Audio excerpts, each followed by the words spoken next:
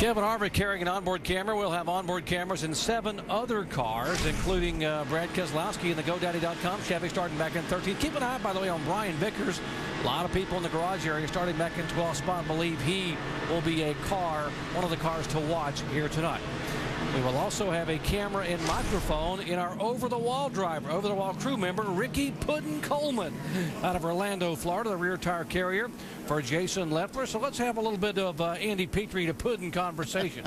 Hey, Ricky, you got us up here? Yes, sir, Mr. Petrie. Tell us a little bit about what it's like now. You're on 3 different pit crews this weekend with the Truck Series, the Nationwide Series, and the Sprint Cup Series. Tell us about how different these race vehicles are to make pit stops with. Well, I mean, you know, basically between the trucks, the Nationwide Series, and the Sprint Cup Series, all the cars have a different shape in the back of them. The trucks obviously are a lot longer. The Nationwide cars are a lot shorter. And all you're really doing is, you know, you're just adjusting to those vehicles. You know, getting around the cars where you're making up a lot of the times now, especially with the rule changes and the stud lengths. You know, you make up a lot of your times. Mistake-free pit stops and getting around the car. As far as the differences in the cars, there's you know, the Nationwide and the trucks are much tighter quarter panels, so you have to be careful when you're putting the tire on the hub that you're not hitting the quarter panels, costing yourself time on pit road.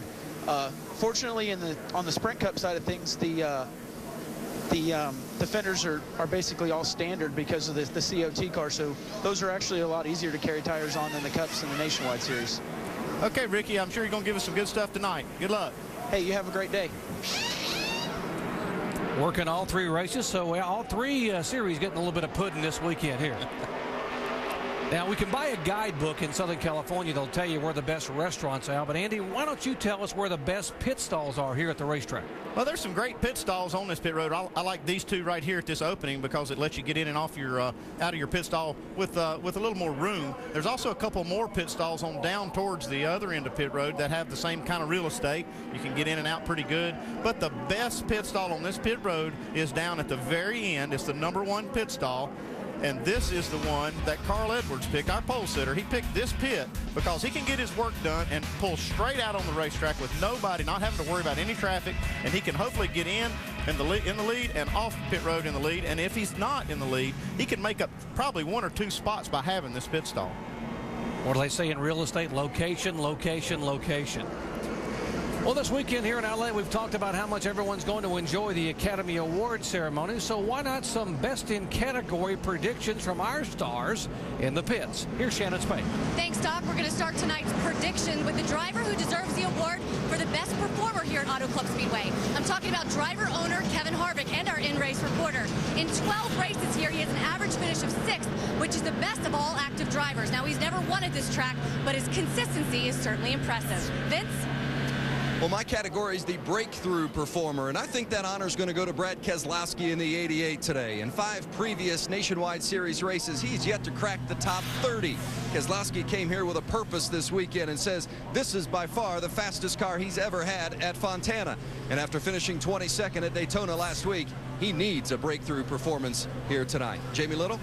Well, Vince, I'll tell you what, one driver to watch for best performance, perhaps Greg Biffle. He's won here 3 times, but the catch is it's been 3 years since he won a nationwide race, and it happened right here back in 2006. He says he has a car to win, perhaps, and racing style Oscar is in his sights. Let's go to Dave Burns.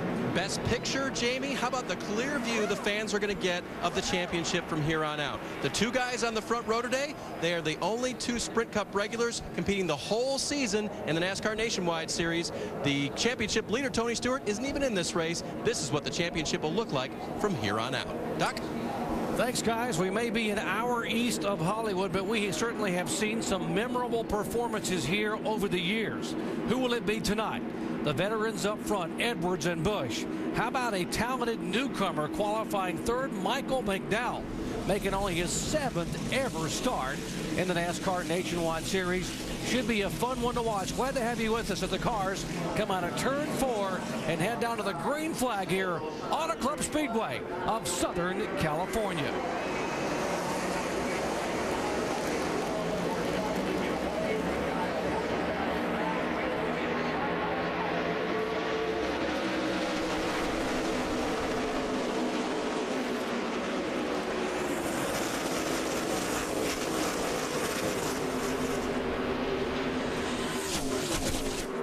the back straightaway, Kyle Busch not wasting any time. Remember, he's already been on this track where he led 95 laps to win the NASCAR Truck Series event.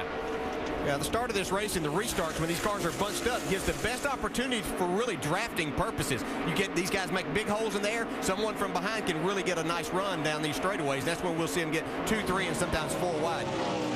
Looks like Kyle Busch liked that view out front in that truck race. He's got it again right here. Carl Edwards doesn't need to let him get too far away here in the early laps. I don't know that Carl's going to have much to say about it. Kyle has been strong. You know, he led a lot of laps here last year, and he just has a really good feel for this racetrack in whatever he gets in.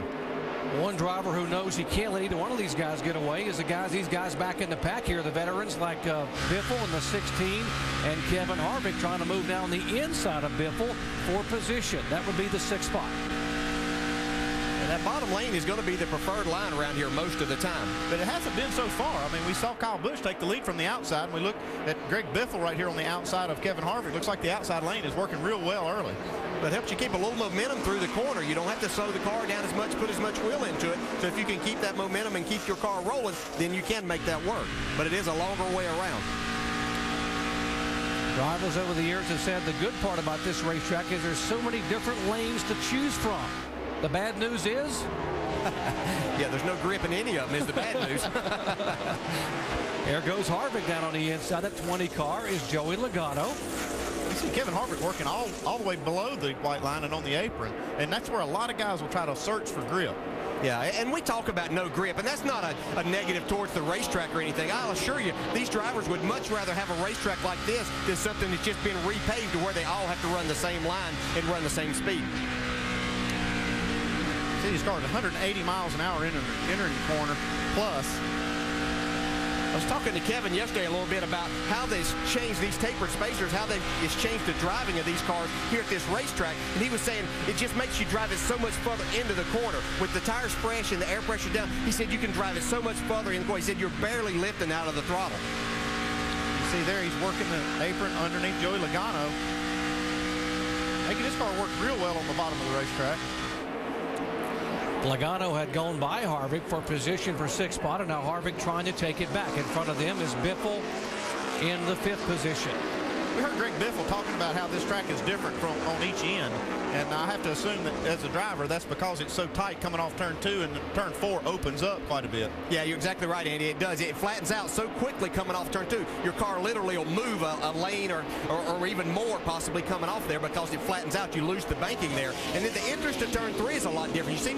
You tend to get a lot looser on the entry to turn 3, and then you have a lot more room coming out of 4. Yeah, we see Kevin Harvick's car working real well in 3 and 4, not quite so good in 1 and 2, and now we're seeing that kind of play out, how these two ends are different. Yeah, and you'll see him utilize that apron that Kevin's down on a lot with his left side tires there, down in 3 and 4. That allows him to get back to the gas and then have the whole racetrack coming out of turn 4. You can't really do that as much in 1 and 2. David Reagan in the 6th car trying to move in on the bottom of the racetrack. You see the 20 car beginning to move up, particularly in the middle of the corner.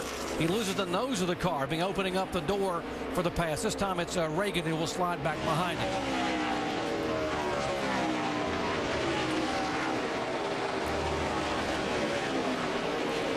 This last lap by Carl Edwards was actually quicker than Kyle Busch.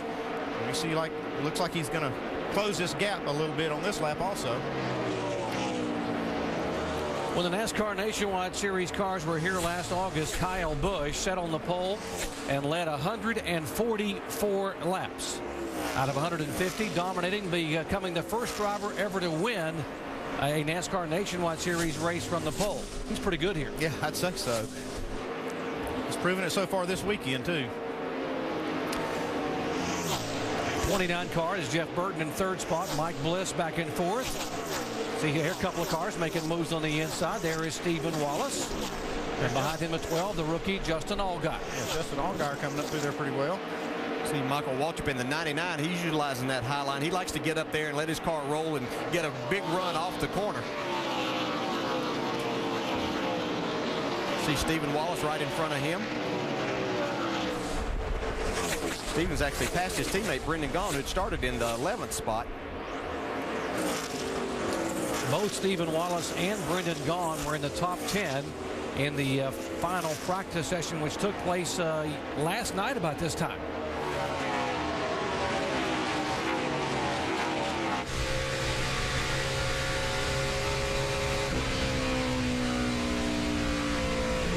Brendan Gaughan moving up high. That car right on the bottom of the racetrack is David Rudeman in one of the Braun Toyotas. And back up front, it is a Toyota they are chasing. Kyle Busch in the 18 car doing triple duty this weekend. Has already won the truck race.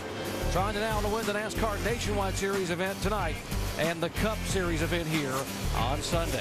Back in just a moment.